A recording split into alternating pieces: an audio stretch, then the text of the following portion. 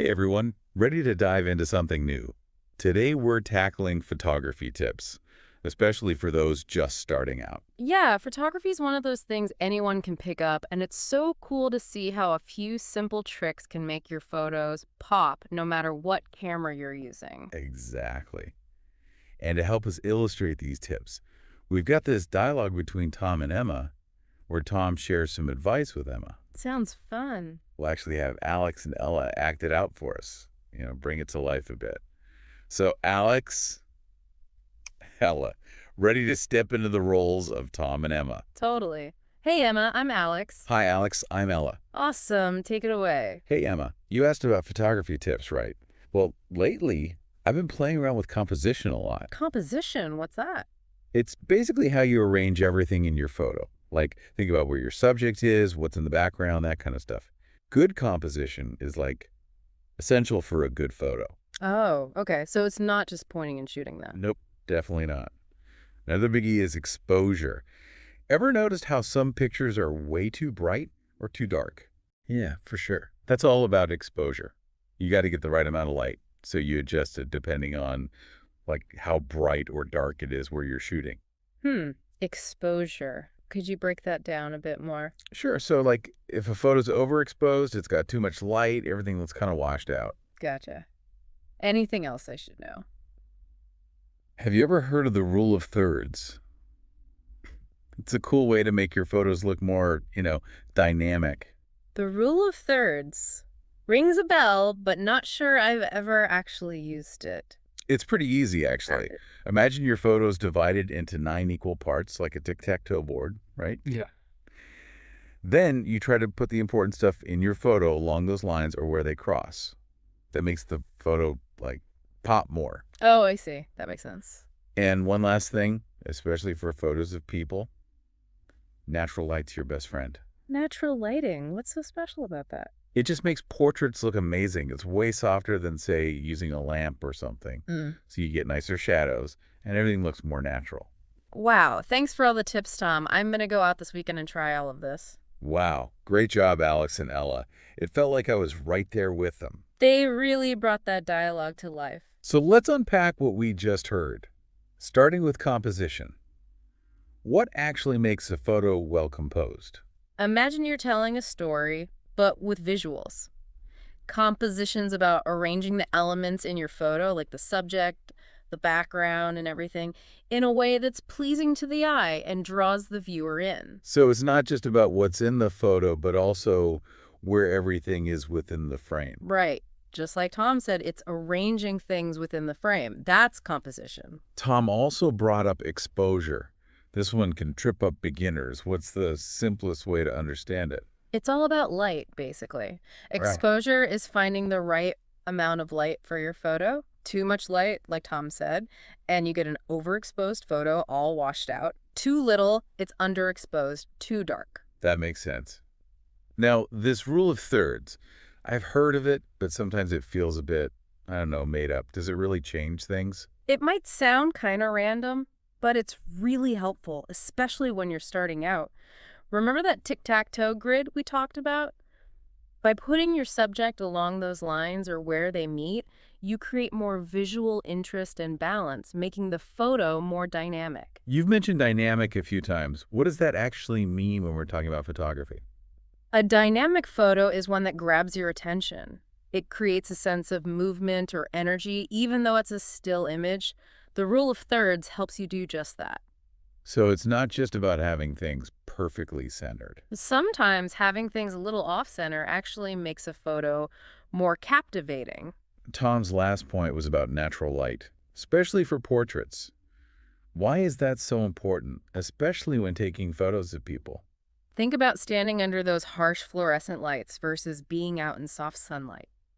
Natural light is way more flattering. It creates softer shadows and makes people look their best. That's why it's a photographer's best friend, especially for portraits. It makes people look their best. Exactly. Natural light has that warmth and softness that's hard to recreate with artificial light. So even without a fancy camera, you can still improve your photos just by thinking about composition, exposure, and lighting. Totally. Those are like the fundamentals. It doesn't matter if you're using a phone or a pro camera. And remember, practice makes perfect. The more you play around with these techniques, the better you'll get. Let's quickly go over those key terms from the dialogue. Sure. First, composition. Arranging elements in your photo to make it look good and balanced. Then exposure. Making sure you have the right amount of light so your photo's not too bright or too dark. And finally, the rule of thirds. A guideline for making your photos more dynamic by putting your subject off-center. We'll be back in a jiffy with more from today's deep dive. Don't go anywhere. And if you're enjoying the show, be sure to hit that like button and subscribe for more explorations into all sorts of cool topics. You know, it's interesting, these basic ideas we've been talking about, like composition, exposure, the rule of thirds, they're not just for beginners, really. Even pros think about them all the time. I guess it makes sense. It's like the foundation, no matter how advanced you get. Yeah, exactly. It doesn't matter if you're using a simple phone or some high-end camera. Those principles are behind every good photo. It is kind of wild how good phone cameras have gotten, though. Everyone's got a decent camera right in their pocket now. It's pretty amazing. And the tech just keeps getting better and better. You can do so much with just a phone these days. But even with all that tech, going back to what Tom was saying, that focus on composition, it can really make a photo, Oh, we're for sure. And it's something you can practice anytime, anywhere. Just look around you, start thinking about how you'd frame different things, like how would you arrange stuff? What story are you trying to tell? That's a great exercise, like mental training for photography. I'm looking out my window right now at this busy street. How would you compose a photo of that? Well, I'd think about what I want to show. Is it like the craziness of the city? Or maybe there's one person or thing that catches my eye. Once I know the story, then I can start arranging everything in the frame to show that story. So it's about choosing what to include and where to put it intentionally. Exactly. That's where the rule of thirds can come in handy. Instead of just putting the main thing in the middle, maybe you put it off to the side a bit, making it more dynamic, leading the viewer's eye around. Like you're guiding the viewer, taking them on a visual journey through the photo. Love that analogy. A good photo doesn't just capture the moment, it shapes how you experience that moment. We've been getting into technical stuff, but there's also the artistic, emotional side of photography, right? Oh, totally. A great photo is more than just what's in front of the lens. It makes you feel things, tells stories, captures like the soul of a moment. Like a snapshot of a feeling. Exactly. And that's why photography is so powerful. It lets us connect with the world, share how we see things, and hold on to moments that would otherwise be gone. Hearing you talk about it like that makes me realize photography is more than a hobby. It's how you see the world, a way to express yourself, even connect with other people. I totally agree. And anyone can do it. You don't need some crazy expensive camera or years of training to take amazing photos. That's so cool. Makes me want to grab my camera and see the world in a new way. I hope you do. There are endless stories out there waiting to be captured. Before we move on, I wanted to go back to something Tom mentioned about natural light being best for portraits. We touched on it, but could you explain why that is? What makes natural light so special for photos of people? Natural light just has this quality you can't really fake with other lights. It's soft, spread out, and creates these nice shadows on faces. It just makes people look good. So it's not just about how much light, but the kind of light you use. Exactly. Think about being under those harsh fluorescent lights versus that soft light you get at sunset. Natural light has this warmth and richness that makes people's features look better. Artificial light just can't match that. It's like the difference between seeing a band live and listening to a recording. The live show has this energy you can't capture in a studio. Perfect analogy. And that's why good photographers work so hard to find the perfect natural light for portraits. They'll scout locations, wait for the right time of day, even use reflectors to shape the light just right. It sounds like there's so much thought that goes into a great portrait. Oh, yeah. But even if you're not a pro, you can still use natural light to your advantage. One simple tip: shoot during golden hour. That's like the hour after sunrise and the hour before sunset. The light's soft, warm, and at a good angle. Makes for some Gorgeous portraits, those soft shadows and kind of dreamy feel. Oh, I've heard of golden hour. It's like nature's Instagram filter. Any other tips for making the most of natural light? Definitely try to avoid shooting in direct sunlight, especially around midday when the sun's high up. That harsh light can make ugly shadows, and your subject will be squinting. Instead, look for open shade, like under a tree or a building. The light softer there makes for a better look. So it's about finding that balance. Enough light, but not too much. Right, and don't be afraid to play around with different lighting. See what works for you and your style. That's what photography is all about, trying new things. This conversation is making me appreciate how much thought goes into taking a good picture. It's not just point and shoot. There's composition, lighting, the mood you're going for. Totally. And that's what makes it so fun and rewarding. It's technical, artistic, and emotional all at the same time. And there's always something new to learn. Speaking of learning, we've talked about composition, exposure, rule of thirds, natural light. What other important photography stuff should beginners know about? Let's talk about perspective. Seems simple, but it's super powerful in photography. Perspective. Tell me more. It's basically your viewpoint as the photographer, where you're standing when you take the picture. Like if you shoot from a low angle, it can make your subject look bigger, more powerful. Shoot from up high, they look smaller, maybe more vulnerable. Just by changing your position, you totally change the mood of the photo. Wow. So just by moving around, I can change how the whole photo feels. Exactly. Playing with perspective can make your photos so much more creative and interesting. Don't be afraid to get low, climb up high, even tilt your camera. It's all about finding unique angles. This reminds me of how they photograph world leaders, often from below, to make them look powerful. Perfect example. Photographers use perspective to send messages, make you feel a certain way. It's like a secret language they're using. Like adding a hidden meaning to the photo, guiding how people see it. I like that. And the more you understand that language of perspective, the better you'll be at both taking and understanding photos. Okay, so we've got composition, exposure, rule of thirds, natural light, and now perspective.